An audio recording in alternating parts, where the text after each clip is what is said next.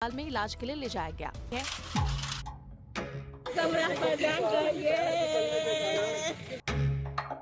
गुरुवार सुबह छठ पर्व मनाने के लिए प्रदेश भर के लोग घाट पर नहाने पहुंचे और छठ मैया से सुख समृद्धि की कामना की।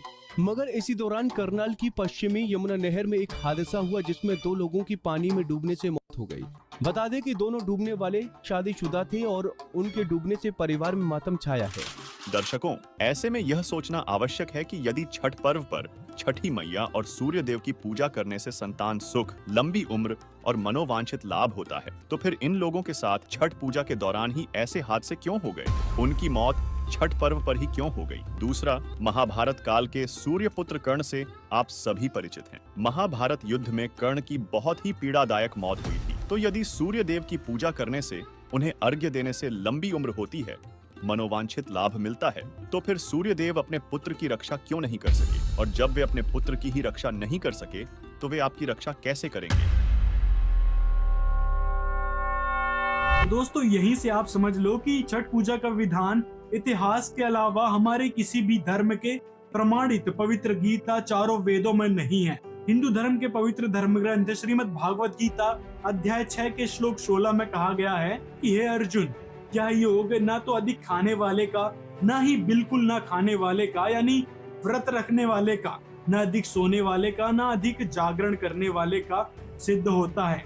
यानी जो जागरण करते हैं और जो व्रत रखते हैं उसके लिए गीता जी में सख्त मना किया गया है। यहाँ तक कि भागवत महापुराण में भी कृष्ण जी जो पत्थर की पूजा करते हैं, मिट्टी की मूर्ति बनाकर पूजा करते हैं, व्रत रखते हैं या सूर्य देवता की पूजा करते हैं इष्ट मानकर, उनके लिए ये शब्द कहे गए हैं, आप पढ़ सकते हैं।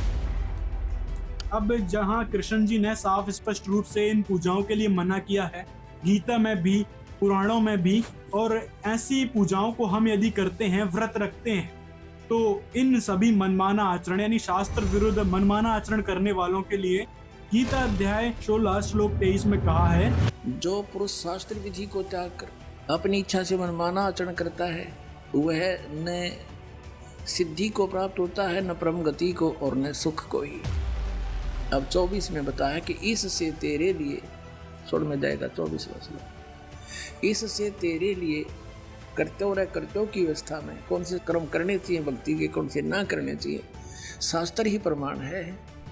ऐसा जानकर तू शास्त्र विधि से नियत कर्म करने योग्य है, यानी शास्त्रों में जो वर्णन है वही साधना कर, अन्य करेगा तो कोई लाभ नहीं होगा। यूजलेस। गीता जी के इस उल्लेख से स्पष्ट होता कि छठ पूजा के मनमाने नियम और कथाएं शास्त्रों की कसौटी पर खरे नहीं उतरते, जिससे यह सिद्ध होता है कि छठ पूजा को मनाना एक मनमाना आचरण है। तो ये था संत रामपाल जी महाराज द्वारा बताया गया सदग्रंथों के आधार पर सच, जिसे सर्व भक्त समाज को मानना चाहिए, क्योंकि ये हमारे पवित्र सदग्रंथों में भी लिखा है।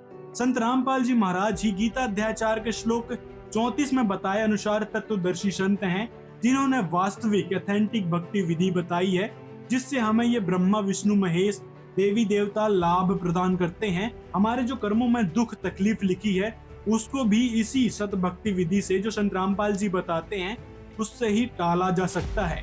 अकाल मृत्यु टल जाती है, विशेष प्रकार के लाभ मिलते हैं। जो हमारे कर्मों में हानि होने लिखी है, जो किस्मत में बदलाव यदि करवाना है, तो केवल संत रामपाल जी महाराज जी द्वारा बताई सत भक्ति विधि से ही संभव है। इसी के साथ कबीर परमेश्वर वह परमात्मा है जो अपने साधक की आयु को भी बढ़ा देता है। देखिए ऋग्वेद मंडल 10 सूक्त 161 मंत्र 2 को, जिसमें लिखा है कि यदि किसी रोगी की जीवन शक्ति समाप्त हो, यदि वह सीमा से भी परे हो गया है, अर्थात परलोक चला गया है, यदि वह मृत्यु के सन्निकट चला गया है, तो भी उसे मैं भारी कष्टप्रद रोग के पंजे से मुक्त कराऊं तथा उसे 100 वर्ष के जीवन हेतु बल संपन्न करूं। यही प्रमाण ऋग्वेद मंडल नंबर 9 सूक्त 80 मंत्र 2 में है, जिसमें लिखा है, हे परमात्मन, आप उपासकों की आयु के बढ़ाने वाले हैं। इसके अलावा सामवेद मंत्र संख्या 822 में लिखा है कि सनातन अर्थात अविनाशी कबीर देव अर्थात कबीर परमेश्वर मानव रूप धारण करके अर्थात गुरु रूप में प्रकट होकर हृदय से चाहने वाले, श्रद्धा से भक्ति करने वाले भक्तात्मा को 3 मंत्र अर्थात नाम उपदेश,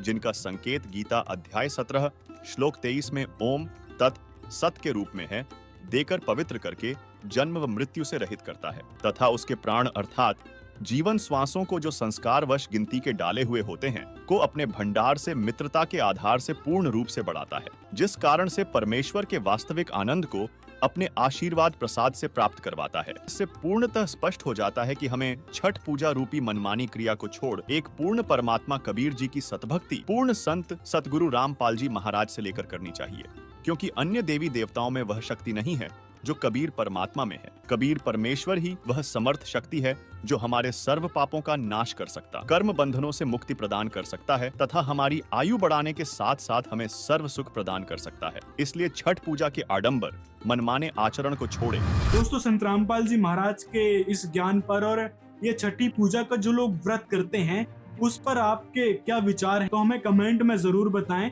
और ज्यादा से ज्यादा इस वीडियो को लोगों तक शेयर करें। मिलते हैं अगले वीडियो में।